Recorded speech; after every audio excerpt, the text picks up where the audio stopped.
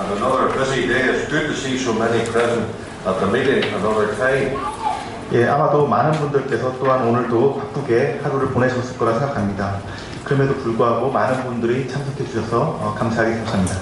And we very much appreciate the attendance and the interest of each one. 참으로 많은 분들이 참석하시고 또 많은 분들이 말씀에 관심을 가지고 와주셔서 감사를 드립니다. We are still continuing our studies in Elijah, but tonight we move into the New Testament. 우리는 계속해서 엘리야에 대해서 보고자 합니다. 그런데 이번에는 신약 성경을 통해서 그것을 살펴보도록 하겠습니다. And we take our reading from the Gospel according to Matthew chapter 17 and the first 13 verses. 마태복음 17장 1절부터 13절까지 읽도록 하겠습니다. 마태복음 17장 1절입니다.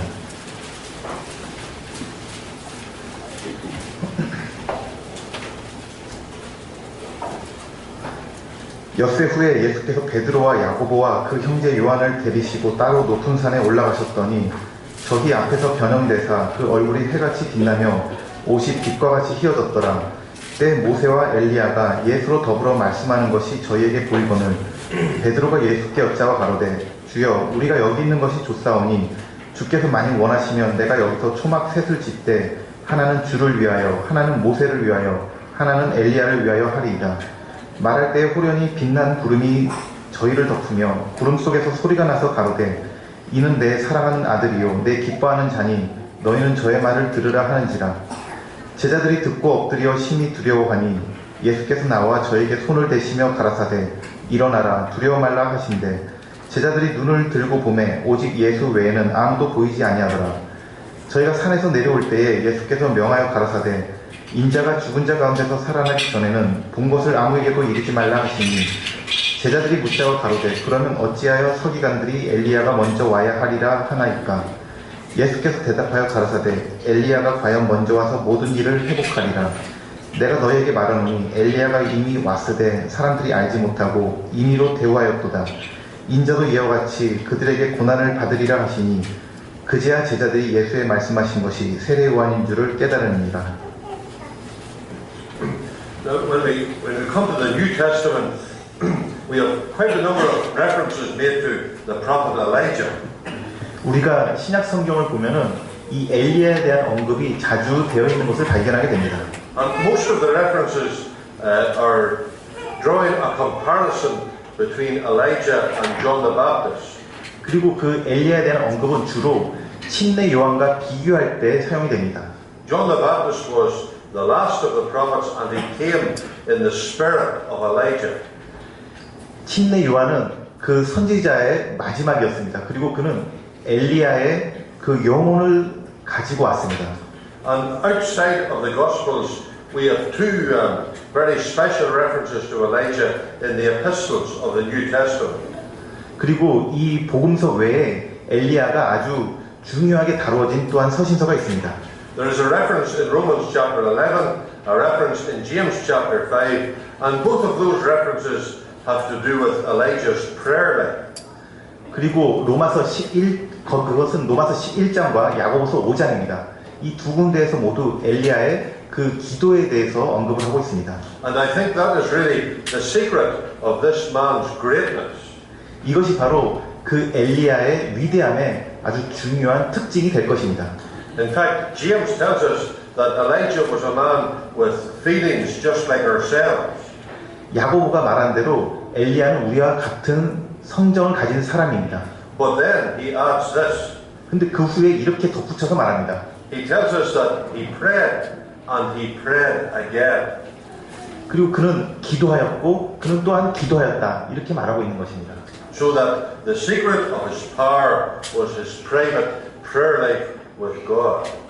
그래서 그의 그 삶의 비결은 그가 개인적으로 하나님께 기도드리는 데 있었다 하겠습니다. And tonight we come to think about Elijah and God's son. 이번 시간에는 엘리야와 그리고 하나님의 아들이라는 주제로 말씀을 드리겠습니다. And that brings us to a cluster of references that deal with the Mount of Transfiguration. 이 주제를 관련해 가지고 변화산상에서 있었던 일들에 관한 말씀으로 주제를 하겠습니다. This very climatic event is referred to in each of the first three Gospels. 이것은 세 개의 복음서에서 기록되어 있는 우리 주님의 아주 중요한 사건 중에 하나입니다. In fact, we've already discovered that Elijah's life was associated with a number of mountains. 우리는 이미 보았듯이 엘리야의 사역이 많은 부분에서 산과 관련되어 있는 것을 보게 됩니다. Elijah came from the mountains of Gilead on the eastern side of Jordan. 엘리야는 요단 동쪽에 길르앗이라는 곳에 있는 산에서 있던 사람입니다. 그곳이 고향이었습니다. You remember in the prophecy of Jeremiah we read about the balm of Gilead. 그리고 엘리야 선지자를 통해서 그 길르앗의 약에 대해서 우리는 보게 됩니다. It appears that from the trees that grew so profusely in Gilead that there was a healing balm was produced. 길르앗에 많이 나는 나무들에서는 그 약으로 쓸 수 있는 그런 열매들을 많이 내는 나무가 있었습니다. And certainly the prophet who came from Gilead, he brought his balm to a wounded nation. 참으로 그는 길르앗에서 그와 같은 약을 그의 상처 입은 나라를 위해서 가져온 것을 상징적으로 나타내주고 있습니다. And the ministry of Elijah was like the balm in a number of senses. 그 엘리야의 생애는 참으로 여러 가지 측면에서 그와 같은 상처를 치료하는 약이었습니다. When the balm was applied to a wound, it caused great bitterness. 이 약이 상처에 발라질 때 여기는 아주 고통이 있습니다. And then followed the healing. 그리고 나서 이제 고쳐짐이 있는 것입니다. And you remember that Elijah's ministry, it was first of all a very bitter ministry.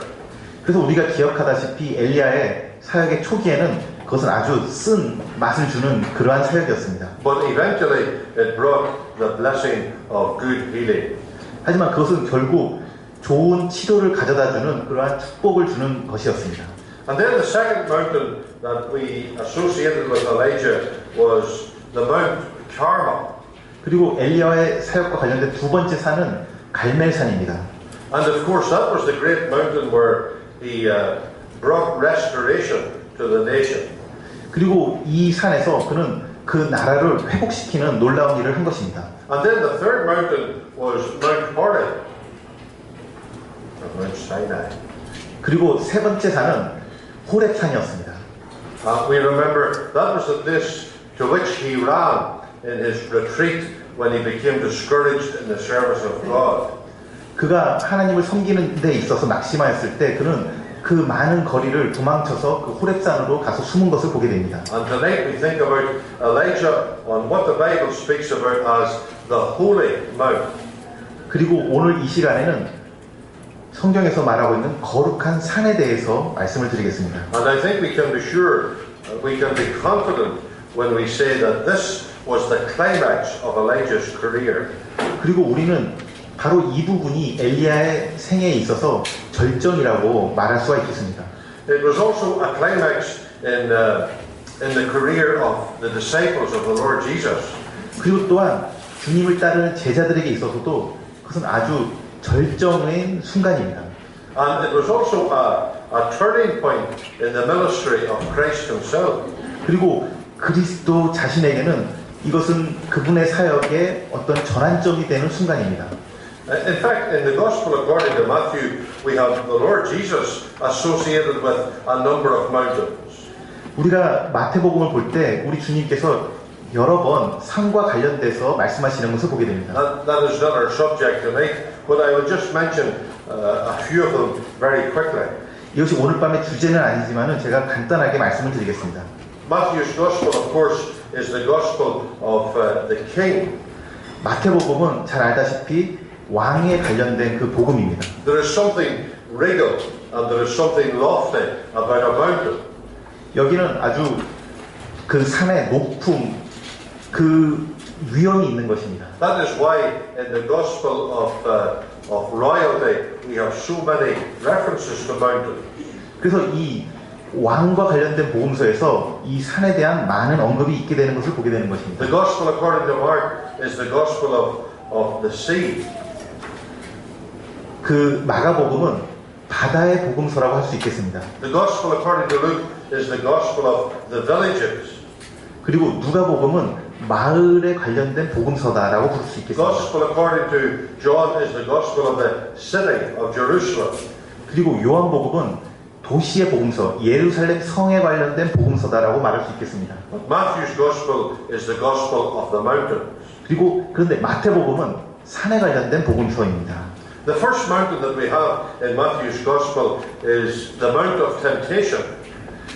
이 마태복음에 기록된 첫 번째 산은 그 시험하는 산이었습니다. You remember the devil took the Lord Jesus up into a high mountain and he showed him the kingdoms of this world. 사단이 주님을 그 높은 산 위에 데리고 가서 이 세상에 속한 모든 것을 보여준 것을 아실 것입니다. And then on two occasions in Matthew's Gospel we have the mountains of teaching. 그리고 두 경우에서 이 가르침을 산 위에서 가르치신 경우가 있습니다. In chapters 5 to chapter 7 we have what we call the Sermon on the Mount. 이 5장에서 7장까지 산상순이라고 우리는 부릅니다. And then in chapters 24 and chapter 25 we have the great teaching on the Mount of Olives.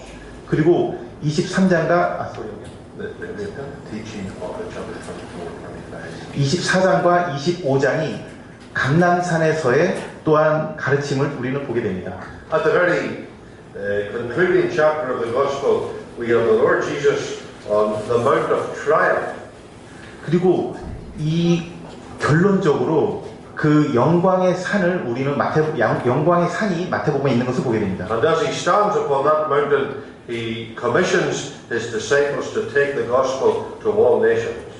그분은 그 영광의 산에 쓰셔가지고 그분의 제자들에게 모든 나라에게 복음을 전하라고 말씀을 하신 것입니다. And tonight we are thinking about the Mount of Transfiguration in Matthew chapter 17. 그리고 오늘 밤 우리는 17장 이 변화산과 관련돼서 보도록 There 하겠습니다. are two other mountain scenes mentioned. You can follow them through. One in chapter 14, one in chapter 15, and that completes the 7 mountains of Matthew's Gospel.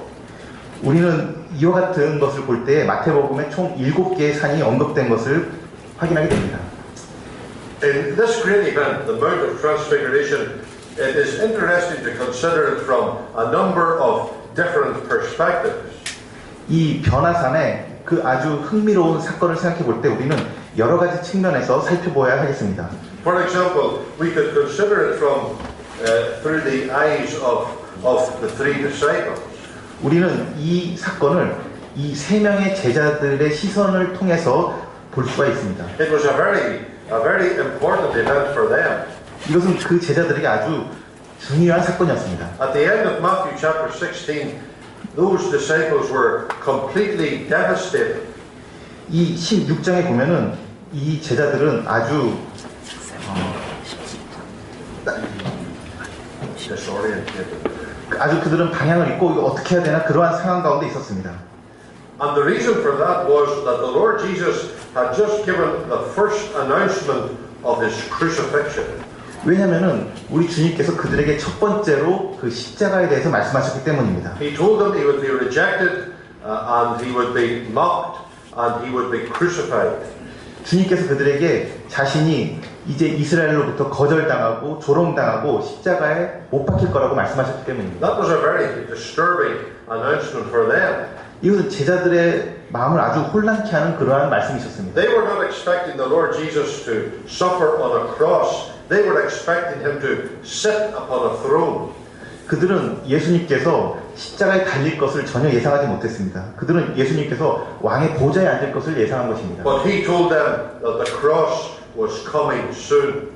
그런데 주님께서 이 십자가가 곧 온다라고 말씀하신 것입니다. And after that announcement, it seems to me as if the disciples were completely stunned. 이후에 제가 이 제자들에 대해서 생각하면 그들은 이제 완전히 혼란 속에 빠져버린 것입니다. And the Lord Jesus, he waited for a whole week until they had absorbed what he had said.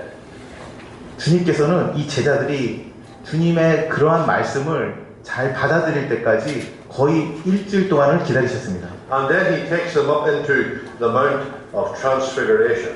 그리고 나서 그 제자들을 이제 변화산으로 데리고 가셨습니다. And they see him in the manifested glory of his kingdom. 그리고 그분께서는 그분의 왕국의 그 영광을 그들에게 보여주신 것입니다. They saw the light which shone out from his person. 그 제자들은 주님으로부터 그 빛이 나오는 것을 본 것입니다. And they had a glimpse of the glory of the coming kingdom.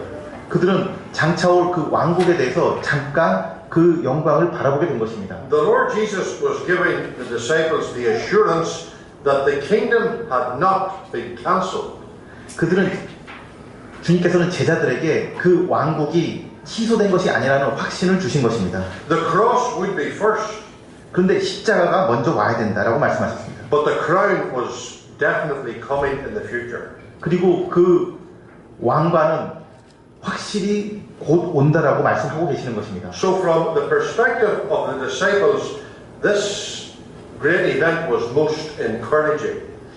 이 제자들에게 있어서 참으로 이러한 이 사건은 그들에게 큰 위로가 되는 그러한 사건이었습니다. We could also think about this event from the perspective of the Lord Jesus. 그리고 이 사건을 또한 우리 주님의 관점에서 볼 수가 있습니다. It was likewise a very encouraging event for him. 또한 이건 역시 주님 자신에게도 큰 위로가 되는 그러한 사건입니다. We remember at the beginning of his ministry, his Father spoke from heaven. 우리는 그분께서 공적으로 사역을 시작하실 때 하늘에서 아버지로부터 소리가 난 것을 알고 있습니다. And now again, the Father speaks from heaven. 그리고 다시 한번 여기서 아버지께서 하늘에서 말씀하고 계시는 것입니다. On that first occasion, the Father spoke at the baptism. 첫 번째 경우에서 아버지께서는 그 침례 때 말씀하셨습니다. On this occasion, at the Transfiguration. 그리고 이번에는 그 변화에서 아버지가 말씀하고 계시는 On 것입니다. the first occasion, the Lord Jesus was down in the depths of the Jordan Valley. 첫 번째 경우에서 그분의 아들께서는 그 요단 계곡 밑에 자리하고 있으셨습니다. On this occasion, he was exalted on the top of the Mount of Transfiguration. 그리고 이번에는 주님께서 그 높은 산 위에 그 변화산 위에 자리를 하고 계십니다. And on both times, the Father expressed his pleasure in the obedience of his Son. 그리고 이 두 경우에서 아버지가 그 아들의 순종에 관해서 그 기쁨을 나타내셨습니다. But we must leave most of those aspects for tonight's meeting. 근데 이제 이번 시간에는 이 두 가지 관점 말고 다른 관점에서 한번 보도록 하겠습니다. Our subject tonight is to consider this event from the perspective of Elijah, the prophet. 이번 시간에 저희가 살펴보고자 하는 것은 이 사건을 그 선지자 엘리야의 관점에서 바라보는 것입니다. Because he was one of the 7 persons involved in this event. 왜냐하면은 그 엘리야 자신이 이 사건과 관련된 7명의 사람 중에 한 명이기 때문입니다. Let me remind you of who the 7 were. 이 7명이 누군지를 한번 말씀드리겠습니다. There were the 3 disciples, Peter, James, and John. 여기에 3명의 제자들 베드로, 야고보, 요한이 있었습니다. There were the 2 Old Testament heroes, Moses and Elijah. 그리고 2명의 구약의 영웅 모세와 엘리야가 있었습니다. There was the Father in heaven. 그리고 하늘에 아버지가 계셨습니다. And number 7 was the Lord Jesus himself in all his perfection and glory. 그리고 7번째로 우리 주 예수 그리스도 자신이었습니다. 그분의 온전한 영광 가운데서 계셨던 것입니다. A most impressive sight it was when in the darkness of the night his face began to shine as the sun. 이 어두운 한밤중에 그분의 얼굴이 마치 해와 같이 빛났던 것입니다. And his clothing became whiter than snow. 그리고 그분의 옷은 눈보다도 더 희게 빛났습니다. And those two features remind us of the glory and of the purity of his kingdom. 이 두 가지 빛은 우리가 그분의 죄 없으심과 그리고 장차올 왕국의 영광을 보게 됩니다. You see, the kingdoms of this world have been characterized by fading glory. 우리는 이 땅의 왕국은 점차 사라져가는 그 영광을 나타내고 있습니다. There was great glory with the kingdom of the Babylonians. 옛적에 바벨론의 그 놀라운 영광이 있었습니다. Great glory with the kingdom of the ancient pharaohs. 그리고 페르시아 제국의 그 놀라운 영광이 있었습니다. Great glory with the kingdom of the Caesars. 그리고 로마 황제의 그 놀라운 영광이 있었습니다. But the glory of those kingdoms have faded. 근데 이런 놀라운 영광들은 점차 흐려지고 사라져가는 것입니다. We rejoice tonight that your Savior and mine has a kingdom whose glory will never fade. 하지만 우리가 오늘 밤 정말 우리가 즐거워할 수 있는 것은 여러분과 저의 그 왕국의 영광은 그렇게 흐려지지 않고 영원한 것이라는 것입니다. And one of the reasons that the glory of earthly kingdoms has faded is simply this. 이 땅에 속한 왕국들의 영광이 점차 흐려져가는 이유는 간단히 말해 이것입니다. Those kingdoms have been corrupted from within. 이 왕국들은 그 내부적으로 부패했기 때문입니다. Without exception, they have been characterized by impurity. 예외 없이 이러한 모든 왕국들은 그 안에 의로움과 정결함이 없었습니다. But the kingdom of the Lord Jesus Christ is not only eternally glorious, it is intrinsically pure. 하지만 우리 주 예수 그리스도의 왕국은 영원토록 영광스럽게 빛날 뿐만 아니라 그 안에 내재적으로도 온전히 의롭고 정결한 그런 왕국인 것입니다. Let me now focus upon the experience, this wonderful experience for the prophet Elijah. 우리는 이것이 그 선지자 엘리야에게 얼마나 놀라운 경험이 되었을지 살펴보겠습니다. The first matter that I want to emphasize is the condition of Elijah at this event. 제가 먼저 강조해서 말씀드리고자 하는 것은 이 사건에 나타난 그 엘리야의 상태가 어떤가라는 것입니다. It is the gospel according to Luke, who in chapter 9 tells us that there were two men appeared in glory. 우리가 누가복음에서 이 사건을 다루고 있는 말씀을 보면은 두 사람이 영광 중에 나타났다라는 표현을 보게 됩니다. So it is beyond the shadow of a doubt that they were men. 그래서 우리는 이 말씀을 볼 때 의심 없이 여기는 사람들이 있었습니다. They were not angels. 그들은 천사가 아니었습니다. Two men appeared. 두 사람이 나타났다라고 되어 있는 것입니다. It is only Luke's gospel that emphasizes that. 오직 누가복음이 이것을 강조해서 말하고 있습니다. Because the gospel according to that statement, we can make a number of deductions. 이 말씀으로 말미암아 우리는 몇 가지를 생각해 볼 수 있습니다. Let us just remind ourselves that Moses had been dead something like 1400 years. 아마 모세는 지금 한 4,000년 전에 죽은 인물입니다. And since Elijah had gone to heaven, it was something like 800 years. 그리고 엘리야가 하늘로 올라간 지 아마 800년이 되는 시점입니다. And yet here they were, both of these men still existing. 근데 이 두 사람이 여전히 존재하고 있는 것입니다. So I learned from the condition of Elijah and Moses immortality in the other world. 그래서 저는 이 말씀을 통해서 이 모세와 엘리야가 또 다른 세계에서 영원히 죽지 않고 존재하고 있다는 것을 보게 됩니다. And not only did they have immortality in the other world, they had retained their personality. 단지 그들이 다른 세계에서 존재하고 있을 뿐만 아니라 그들은 그들의 인격을 계속 유지하고 가지고 있었습니다. Because as both men appeared in a glorified condition, they were intelligent and they could converse. 왜냐하면 그들이 영광 중에 나타났을 때 그들은 지적으로 대화를 할 수 있었기 때문입니다. They were obviously in the full consciousness of their faculty. 그럼 분명히 그들은 완전히 이 사람의 기능을 정상적으로 하고 있었던 것입니다. And again we can learn that each person not only had immortality, each person had personality, but each one of them had his own individual identity. 단지 그들이 존재하고 있을 뿐만 아니라 또한 그들은 인격을 가지고 있었고 또한 그뿐만 아니라 그들은 각각 그들의 특성을, 특징을, 성격을 그대로 가지고 있었습니다. Sometimes we wonder what really happens to Christians that have gone before? 때때로 우리가 이렇게 생각합니다. 이 그리스도인들이 죽고 나서 어떻게 될 것인가? Are they really conscious? 그들이 정말 의식이 있는 것일까? Do they have possession of intelligent faculties? 그들은 여전히 지적인 능력을 가지고 있을 것인가? Are they just floating around in some nebulous cloud?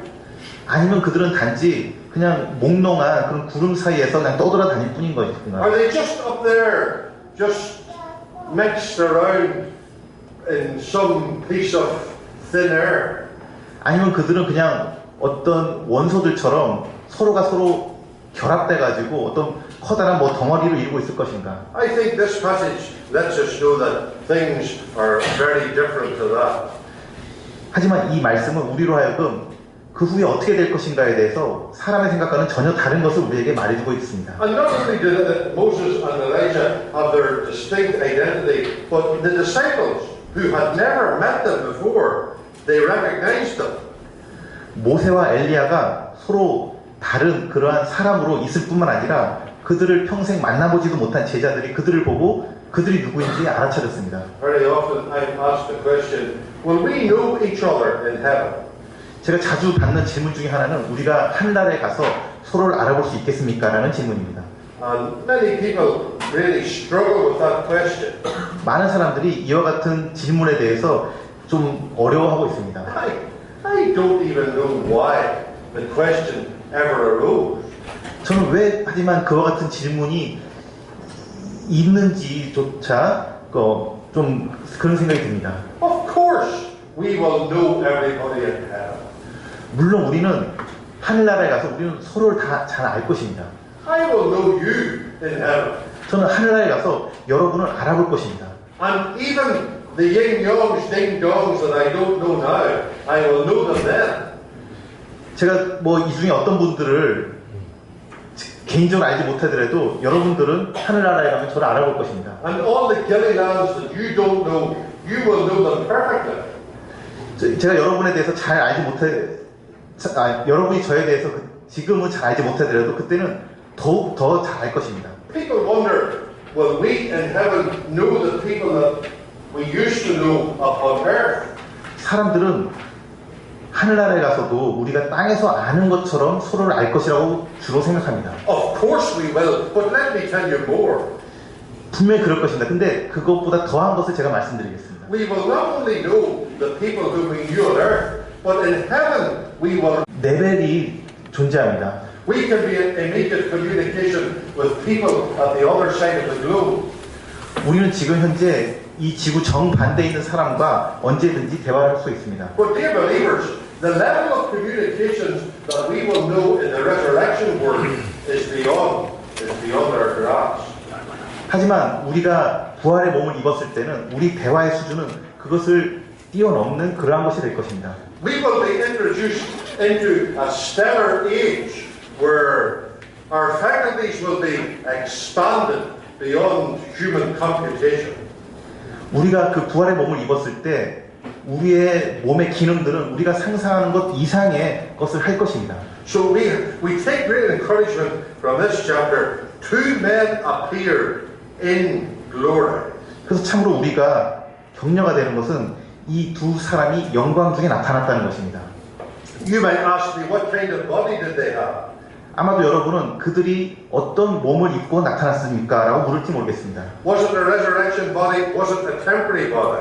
그것은 부활의 몸입니까? 아니면 임시로 입고 있는 몸입니까? Those are questions I cannot answer with the evidence of Scripture. We are only told they were men and they were in a glorified condition. 제가 이 부분 성경 구절을 가지고 확신 있게 어떤 몸인지는 말씀드릴 수 없습니다만은 우리가 알고 있는 확실한 것은 그들은 사람이었고 그들은 또한 영광 중에 나타났다는 것입니다. The second subject I want to think about is not only the condition of Elijah, but I want to think about the companion of Elijah. 이 두 번째로 이제 엘리야의 상태가 아니고 이번에는 엘리야의 그 함께하는 교제 누구와 동료에 대해서 말씀드리겠습니다. And of course, we all know that the other person was Moses, the colleague of Elijah. 그 엘리야와 함께한 동료는 바로 모세입니다. I'm sure Moses and Elijah had already had a number of great conversations together. 분명히 엘리야와 모세는 이 일이 있기 전에 많은 대화를 나눴을 것입니다. Moses lived 400 years before Elijah.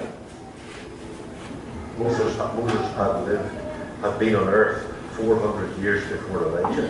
모세는 엘리야가 살기 전에 400년 전에 있었던 사람입니다. The two men had been in heaven for 800 years. 그리고 이 두 사람은 하늘나라에서 800년 동안 함께 있었습니다. And now from heaven they step again into history and they're in the presence of Christ on the Mount of Transfiguration. 그런데 이 두 사람이 이제 다시 그 시간의 역사 속으로 나와서 우리 주님과 함께 그 변화산 산 위에 서 있는 것입니다. As those men stood there, I can see a number of dispensations coming together. 저는 이 두 사람이 함께 서 있는 것을 볼 때 이 경륜에 대해서 한번 생각하게 됩니다. Moses and Elijah represent the old dispensation. 이 모세와 엘리야는 구약을 대표하는 사람입니다. Peter, James, and John represented this dispensation. 그리고 베드로, 야고보, 요한은 지금 이 시대의 경륜을 대표하는 사람입니다. The Lord Jesus represented the future kingdom dispensation. 그리고 우리 주 예수 그리스도는 곧 올 왕국 시대의 경륜을 대표하는 분이십니다. And here we have three dispensations all converging on one marvelous occasion. 이 새 시대가, 새 경륜이 이 놀라운 장소에 함께 있는 것입니다. Let us think a little more closely about this. 이것에 대해서 좀 더 자세하게 말씀을 드리겠습니다. Of course, Moses was the man who represented the law. 모세는 분명히 율법을 대표하는 사람입니다. Elijah was the man who represented the prophets. 그리고 엘리야는 선지자를 대표하는 사람입니다. You remember that was an expression that was used for the whole of the Old Testament, the law and the prophets. 우리는 이 구약에 대해서 이렇게 말하는 표현을 성경을 통해 알고 있습니다. 모세 율법과 선지자. And now, both of those men are standing shoulder by shoulder in the glorious presence of Christ. 이 각각을 대표하는 이 두 사람이 어깨를 맞대고 이제 그 주님의 왕국 시대를 바라보고 있는 것입니다. And it is emphasized that there were two men. 그리고 여기에 강조되는 것은 두 사람입니다. You remember that two in the Bible is the number of witness. 성경은 2라는 숫자는 증거와 관련된 숫자입니다. In the mouth of two witnesses shall everything be established.